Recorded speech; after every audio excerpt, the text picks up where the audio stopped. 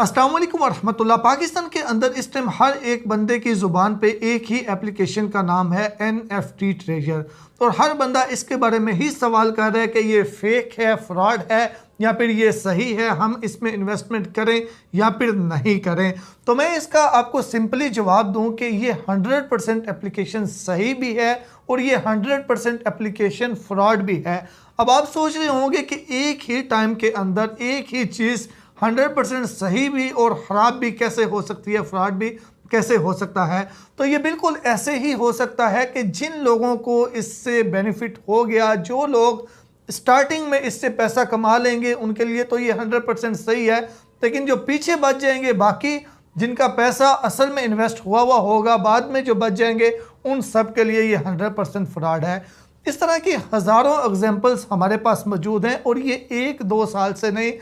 10, 15, 20 सालों से इस तरह की कोई ना कोई एप्लीकेशन, कोई ना कोई वेबसाइट आती है, रेफरल सिस्टम आता है, लोगों को ज्वाइन करवाना होता है। जो स्टार्टिंग वाले लोग होते हैं वो लाखों के हिसाब से, करोड़ों के हिसाब से कमा के जो है वो पीछे हो जाते हैं, और फिर बाद में जब वो ज़्यादा फैल जाती है, ज़्यादा रेफरल हो जाते हैं, ज़्यादा लोग ज्वाइन कर लेते हैं, तो फिर वो एप्लीकेशन, वो वेबसाइट वगैरह भाग जाती है।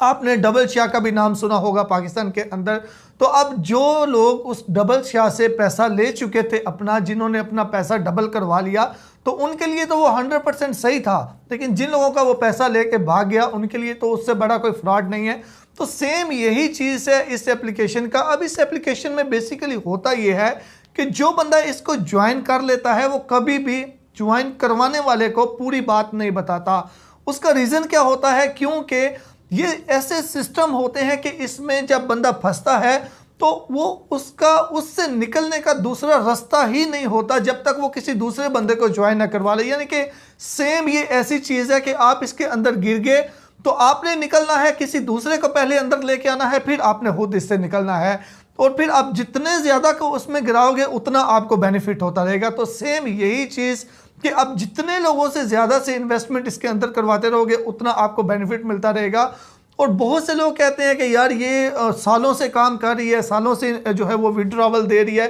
तो ये कैसे हो सकता है, कैसे भाग सकती है। तो अब जाहिर सी बात है, जो इतना सिस्टम लेके चल रहे हैं वो 1-2 दिन के अंदर अंदर तो हज़ारों और करोड़ों के हिसाब से यूज़र नहीं बना सकते, और ना ही वो अपना जो एतमाद है वो बहाल कर सकते हैं, अपना एतमाद जो है वो कायम कर सकते हैं, जब तक कि वो अगर लाखों लोगों को ज्वाइन करवाना चाहते हैं तो उनको हज़ारों लोगों को ज़रूर विड्रॉ देना पड़ेगा, क्योंकि उन्होंने एग्जाम्पल क्रिएट करनी है कि उसने इतना कमा लिया, उसने गाड़ी ले ली, उसने ये ले लिया, उसने वो ले लिया।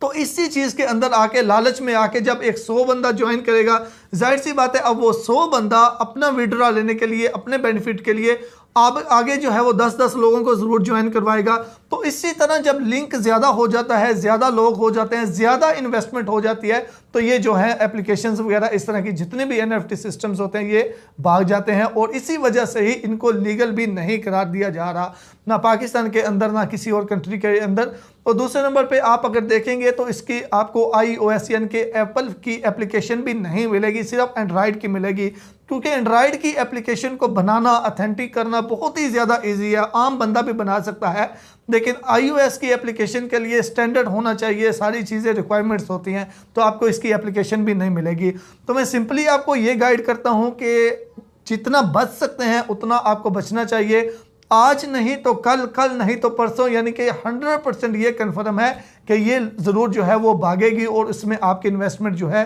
वो ज़ाया हो जाएगी। तो इसलिए जितना भी